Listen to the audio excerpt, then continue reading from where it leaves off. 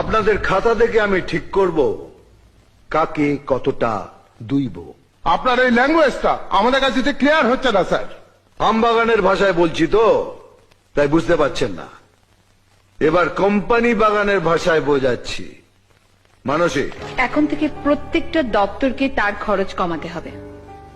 নিজের প্রয়োজন ছাড়া বাড়ির প্রয়োজনে কোনো সরকারি গাড়ি ইউজ করা চলবে না। একটার বেশি দুটো টেলিফোন দেয়া হবে না। দপ্তরে না থাকলে ঘরের লাইট পাখা বন্ধ রাখতে হবে।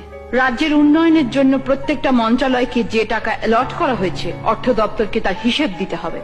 যদি কোনো কাজ না হয় বা বেহিসাবি টাকা খরচ হয় তাহলে সেই দপ্তরের মন্ত্রী এবং আমলাকে নিজের থেকে সেই টাকা অর্থ দপ্তরকে শোধ দিতে হবে।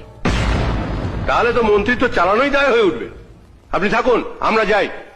বিক্রি হওয়ার জন্য তার মন্ত্রিত্বে আসিনি। যাবার আগে হিসেব চুকিয়ে যাবেন। হিসেব না মেটালে কাবলিওয়ালার মতো পেছনে পড়ে থাকবো। রনে বনে জলে জঙ্গলে যেখানেই গা ঢাকা দিবে আমারে দেখিতে পাইবে। Fatakeshto is everywhere. সালা ঠিক খুঁজে বার করব।